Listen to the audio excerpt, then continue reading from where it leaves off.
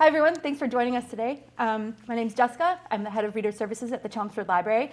This is my colleague Deanna, and we're here to tell you about some great books for summer. But before we get started with our books, we just wanted to tell you about our new Adult Summer Reading Challenge. You can check our website. There's a blog post there. There's also a page under the Read It tab for adult summer reading. We have two challenges going on. The first one is a challenge that asks you to pick categories, find a book with as many of these categories as you can, and write them on the back, and you have 5 chances to earn raffle tickets for every category you identify. And the other challenge is through Beanstack. If you have children participating in the children's summer reading program, there's also a challenge in there for adults too, so check that out. Okay, so shall we get started? Yes, I love summer reading. Yeah. The thrillers, the beach reads, the books that make you smile. So today I've brought 5 titles that I think kind of fit those categories, and depending on what you're in the mood to read, hopefully one of these will strike your fancy. So speaking of books that make you feel good and make you smile, my first one is The 100 Years of Lenny and Margo by Marianne Cronin. Lenny is 17, Margo is 83. Between the two of them, they have lived 100 years. We meet them, they are in the hospital. Lenny has an unnamed terminal illness, and Margo is awaiting heart surgery. So while that doesn't sound like light, fun summer reading, this book is heartwarming, in all the best ways. Lenny and Margo meet in an art therapy class, and they're instant friends. And matter of fact, Lenny makes friends with everybody she meets, the hospital chaplain, the nurse that she calls new nurse, the art therapy teacher. So in the art class, Lenny and Margo decide to collaborate on a project, and they're going to paint 100 paintings, and each painting will represent one of their 100 years. And while they're painting, they tell each other the stories of their lives. And so we learn about Lenny and Margo and about their lives.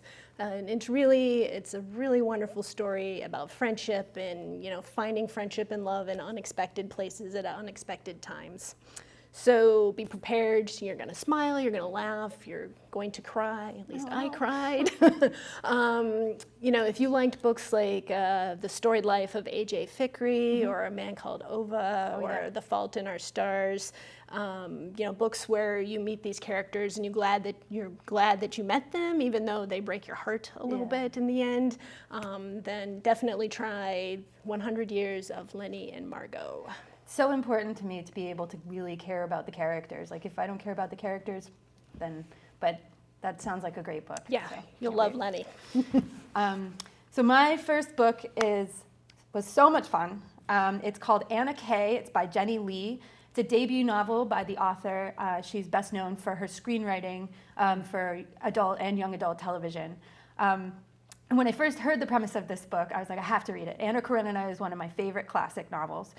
And in this one, Jenny Lee recasts Anna Karenina in the super elite rungs of Manhattan society. So teenagers who are living in the most elite areas of New York. And she even redoes the first line, the famous first line, and it reads, "Every happy teenage girl is the same, and while every unhappy teenage girl is miserable in her own special way." And then we're just propelled into the main problem of the plot, which begins exactly like Anna Karenina, where Lolly, in Anna Kay, finds out about her boyfriend's infidelity while buying him a new Hermes wristband for his Apple Watch. She sees a lewd text from the other girl. And like Crazy Rich Asians, which was another really fun book that I liked, the narrative is peppered with all kinds of references to super luxury brands and pop culture, and it's just fun to be able to kind of explore that world, that none of us are a part of. So Anna is called in. Anna is the sister of Stephen, who is the bad boy boyfriend. She's called in to kind of talk down Lolly from her madness over this infidelity. And when she comes into the train station, she encounters Vronsky. So Vronsky is nicknamed Count in this book because he has some kind of link to Russian aristocracy way back but also for another reason that I can't retell right here. But they encounter each other at the train station, and that's when their interest in each other begins. The other characters are here too. So we have Dustin, who is the smart public school kid who exists inside, both kind of on the fringes of this elite society. He's friends with them, but he's not really part of it. So he's got like a critical view of this world. And then there's also Kimmy, which is the beautiful, intelligent, destined for Vronsky, but really interested in Dustin. So Dustin is Levin and Kimmy is Kitty. And the author does do a twist on the original tale. And not to spoil it for you, but there is a sequel called Anna K. Away. So if you have read Anna Karenina, you can understand that. And so I just had so much fun relishing in this adaptation, and I probably going to check out the sequel to see where she takes the characters, and it's just a great, fun summer novel. Oh, that does sound fun. Like I like those books that kind of take a classic and recreate them. Like I just read Anatomy of Desire, which was a recreation of American Tragedy by Theodore Dreiser. Oh, yeah. Or The Wife Upstairs, which was a retelling of Jane Eyre, except Jane Eyre is a dog walker in Thornton Estates, so fun. It's fun. So my next book is kind of the wild summer thriller book. It's The Final Girl Support Group by Grady Hendrix. So what is a final girl? In 1980s horror movies, the final girl is the sole survivor at the end of the movie. She has vanquished the monster. She has outlasted everybody else. So let's see, their names are Lynette, Danny, Adrian, Julie, Marilyn, and Heather are all final girls. And they are in this support group together run by a doctor who kind of understands the kind of trauma that they've gone through. And they are at a group meeting, and two things happen. One is there's a new tragedy that has created a new final girl. So they're talking about her. And Adrian, they're complaining that she's late, but it turns out that she has been murdered. Then later that day, Lynette and Julie are kind of bombarded in a sniper attack, and Heather's house burns down. Now, Lynette, who is our narrator, she has lived her life in fear. Like her apartment is a fortress. She barricades herself in. She leaves the house only to go to support group, and her only companion is her plant, Fine, after Final Plant, which I find hilarious. And, so she knows, like, this is not a coincidence. Things are happening, and she's trying to, she doesn't know how to explain them, but no one will believe her because the killer has set it up so that nobody believes her. And so she's going to have to come out of her shell. She's going to have to kind of drop that fear so that she can save herself and her friends in the group. So, this is kind of full of those 80s, horror movie tropes. The villain who won't die at the end, like the he did it, no she did it, no he did it, like twist and turns, and even that kind of that visceral like viewer reaction, in this case reader reaction, where you literally like go like, don't go in the barn. All of those things are in there, which make it like a lot of fun. It's really like fast paced. So if you like those kind of fast paced thrillers, if you like unreliable narrators, because Lynette is definitely one of those, or if you're a fan of those 80s horror flicks, then definitely this could be your summer pick. The Final Girl Support Group by Grady Hendrix. I read a book by Grady Hendrix a few years ago called Horror Store, and it's basically the main characters get trapped in an IKEA, but the IKEA is built over this like supernatural torture prison, and so she has to kind of deal with that. It was really funny, but also really horrifying. So he's great. My next book is The Firekeeper's Daughter by Angeline Boulley. This is a YA title and a recent pick. It was a recent pick for Reese Witherspoon's book club. I think it was in April. And I just found the premise really intriguing. We have 18-year-old Denise Fontaine lives in Sault Ste. Marie. It's not Salt, it's Sault, in Michigan's Upper Peninsula. She's the daughter of an Ojibwe man and a white woman who happens to be the only daughter of one of the oldest Caucasian families in the area. So she struggles to straddle both worlds. She's very, very interested in her tribal culture, but she also wants to be a pre-med. She also wants to go to school to be pre-med, to be a doctor, and so she's also like in that whole world as well. So she struggles to straddle both worlds, especially given the recent tragic death of her uncle, her mother's brother, who was also her mother's like closest friend. And her grandmother has also recently had a stroke, and so her mother has kind of been thrown into this really melancholy state. So because of this, Denise decides to forego her acceptance to University of Michigan to do the pre-med program and instead attend the local school so she can live at home and help take care of her family. And so everything seems to be, she has some really tight relationships with her aunt. Teddy is an enrollee in the tribe, and so that's her major connection to the tribal culture. And then also her best friend Lily. She's got these really tight relationships. Everything seems to be going normally for her until she meets Jamie. He's a new, really handsome hockey player, and he seems very interested in her, but he's kind of a mystery. And they become kind of connected to each other in the sense he's Cherokee. He's a descendant of the Cherokee tribe, but he didn't really grow up in the tribal traditions. So he and her connect in the sense that they're part of the world, but they're kind of outside it as well. Yeah. So Denise is really thrilled to be able to educate him on her world and connect him to her friends, but the plot really gets going when Denise finds herself recruited by the FBI to kind of figure out what the source is of this really deadly and addictive drug that's proliferating throughout the community. So because of her connections, she's able to kind of help them as an informant. So she's torn because she's always been honest and intelligent, but now she also really wants to do this, like help to save her community. Mm-hmm. So she has to kind of, and I thought it was really exciting. Yeah, it was good. I was very impressed. Yeah, that sounds like something I would want to add to my summer reading list for sure.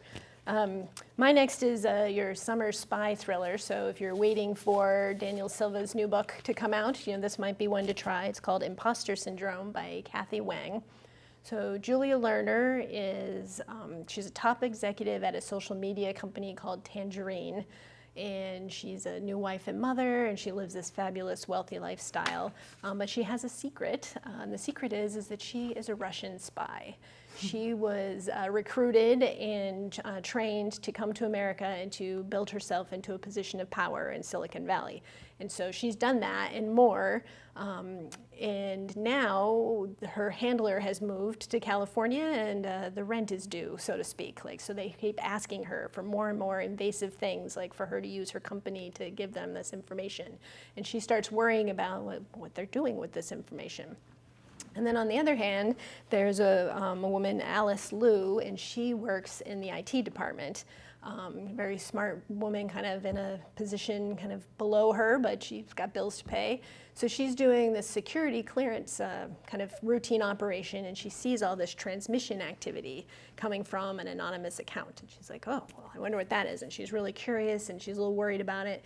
But as she keeps digging, what she finds out is that anonymous user is Julia Lerner. And so she starts worrying about, is she a spy? So over the course of the book, the paths of these two women get closer and closer to converging. And they both end up having to make choices about, what's important to them, what's important to their country, and the lines they are willing and not willing to cross. The social media aspect of this was ripped from the headlines, mm-hmm. Way too close for comfort. You read it and you find yourself nodding along, oh yeah, I saw that in the news the other day. A really great kind of spy thriller. And the thing that I found most satisfying about it is that it was women who were being spies. Usually mm-hmm. that's not the case, right?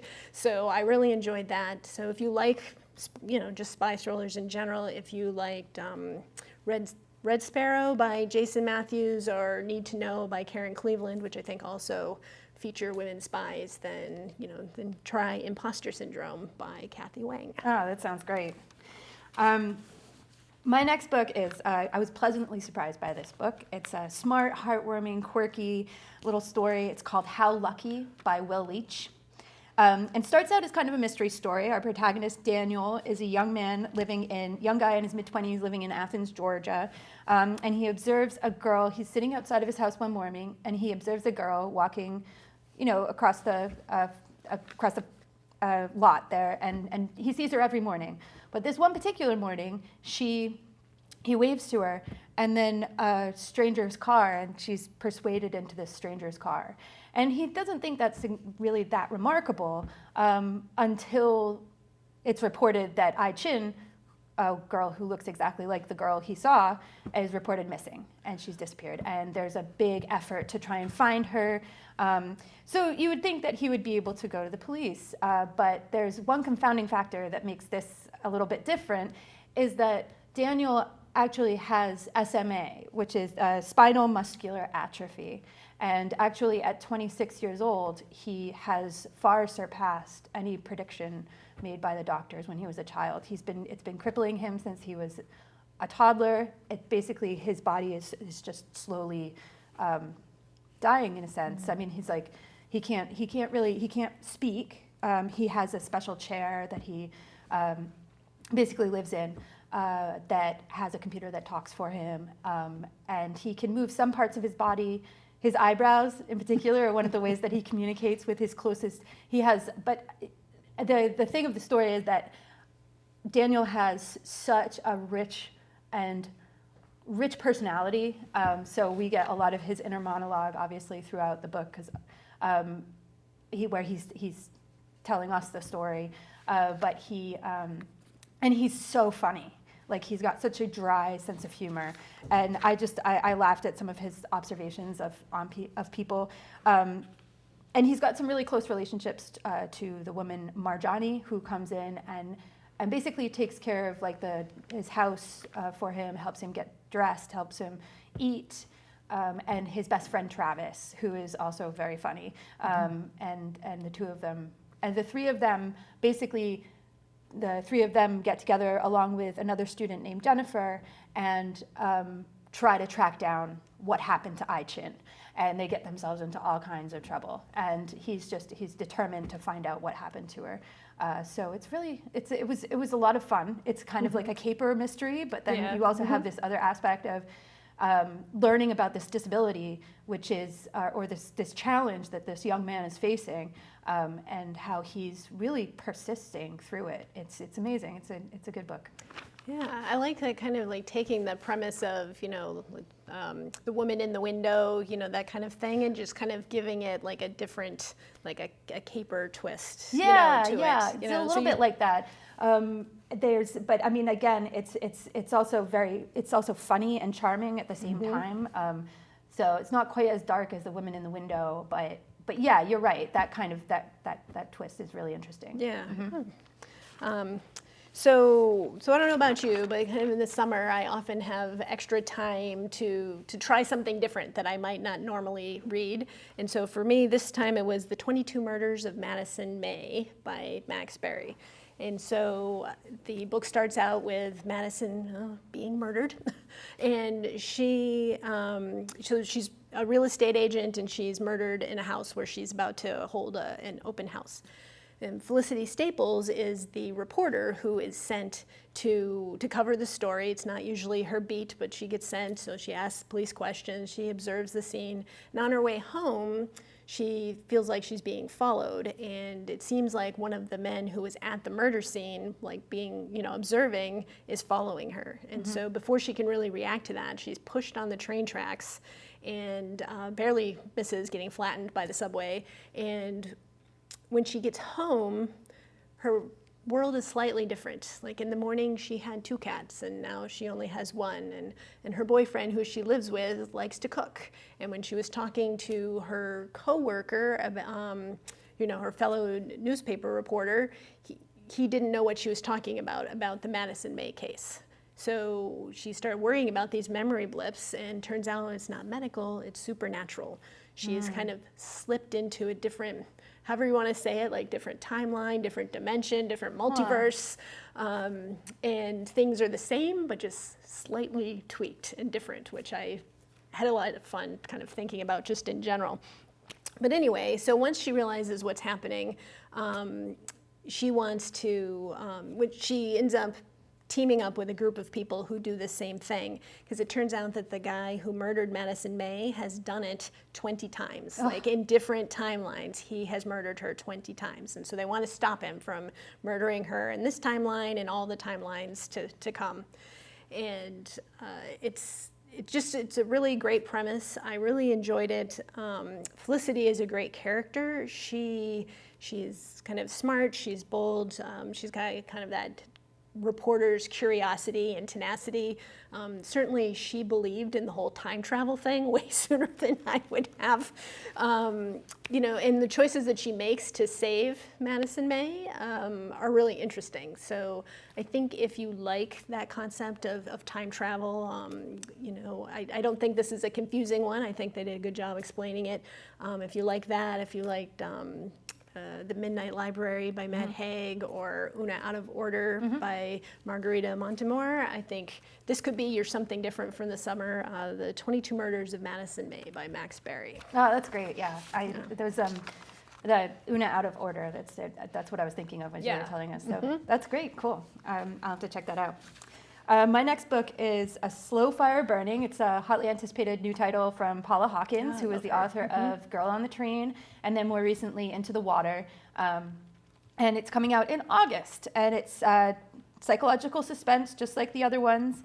And there's a lot going on here. So first we learned that a young man named Daniel has been murdered on a canal boat. So this the setting is a suburb of London, where it's a canal town, so people kind of live on these boats in the canals, and also in the neighborhoods around it.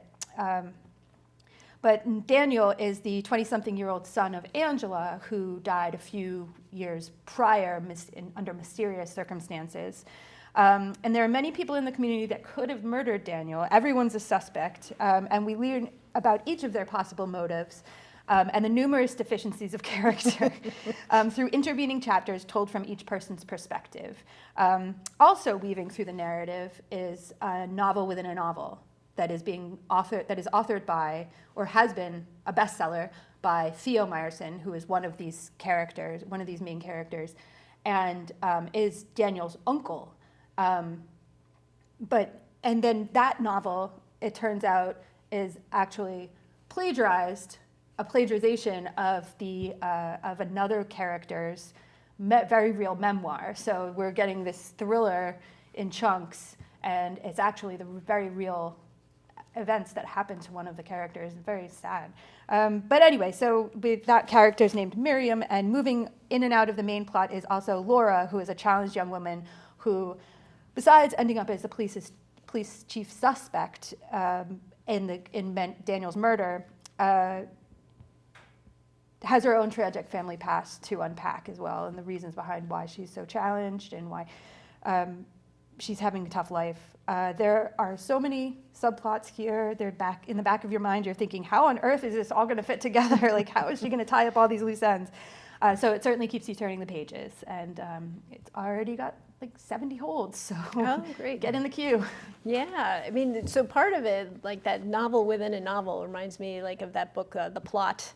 Has just come out. Or that was a good one. That was a good one. And then Anthony Horowitz does that a couple of times, like in what was the last one? Kind of like metafiction the Moonflower Murders or something like that. Yeah, I like that. My last book is The Paper Palace by Miranda Cowley Heller, and this would kind of fit your women's fiction beach read kind of title. So we meet Eleanor, or Elle, when she has just made either the best or worst, but certainly the biggest decision of her life. She has snuck out the back door of her family's summer cabin in the Cape, and she has cheated on her husband Peter with her oldest friend, Jonas. So then the book kind of goes over about the next 24 hours where she's kind of coming to terms with what they did and kind of deciding what she wants to happen next. And the narrative goes back and forth between the present and the past. So we learn about Eleanor, about her family, her very dysfunctional family. We learn the reasons why Eleanor and Jonas never got together. We learn about her meeting her husband Peter, about their life and their children and everything. And it becomes very clear, you know, she loves both of these men in different ways. You know, one of them is her present and one of them is her might have been. Right, so that 24-hour time period is all building up to her making a decision, which she does, and I'm not going to tell you what she chose.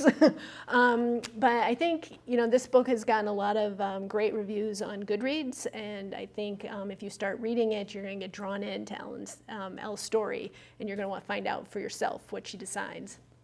I also think it would make a really good book club title because there is so much to talk about, because she does have a very dysfunctional family, the dangers of silence, and her decision. And not just her decision, but maybe even talking about your own reaction to that decision, because my reaction surprised me. So anyway, I think if you like books like by Jodi Picoult or Emily Giffen or Ann Patchett, where characters make choices where, you know, you think about them after you finish the book, then I think this could be your, you know, great summer beach read. So The Paper Palace by Miranda Cowley Heller. I'm going to bring that too. We have our selection meeting next Wednesday for our morning book group. So I'm going to bring that and we'll see if we can get it. Sometimes the new titles are harder to get in time for the book group meeting, but that sounds good. Yeah.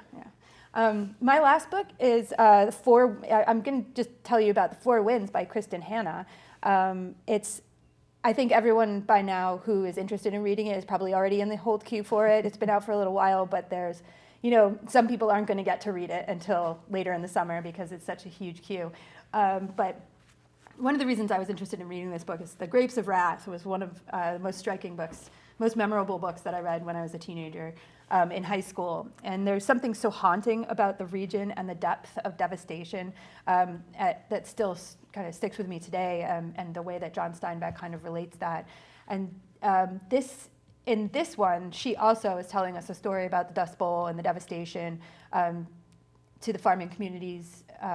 Elsa is our main protagonist. She's an intelligent and bookish young woman in Depression-era Texas. It falls for a young Italian-American Catholic named Rafe. And when the drought hits and his parents' farm dries up, Elsa and her children, along with everyone else in the community, must struggle and scrape to survive. And alongside this struggle is the promise of a better life out west in California. There's stories coming back of people having great success. Of course, they don't hear about the ones that didn't succeed, but and so it's looking more and more tempting. And then when Rafe, depressed and angry and having developed a little bit of a drinking problem, suddenly abandons the family, Elsa decides it's time to pick up and head out west. Fans of richly detailed historical fiction and stories of this era and fortitude, particularly in women, and will love this story. Hannah hits every detail of the era while at the same time mixing in sentiments of the era that will sound all too familiar to contemporary times too, like the unfortunate tendency in our culture for people to blame outsiders during economic hardships. Hold's list is long for this one, but I think it'll be worth the wait for a lot of people. Yeah, great. Maybe I'll add myself to that queue. Okay. So that's our show. Thank you so much for joining us. We're really excited to be back in the studio and bringing you all these books. If you need any more, contact us at the library. Check out our website. We try to update that every week.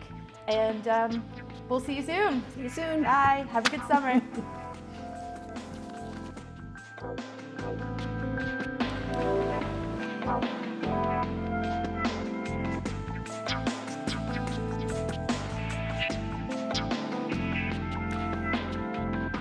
Wow.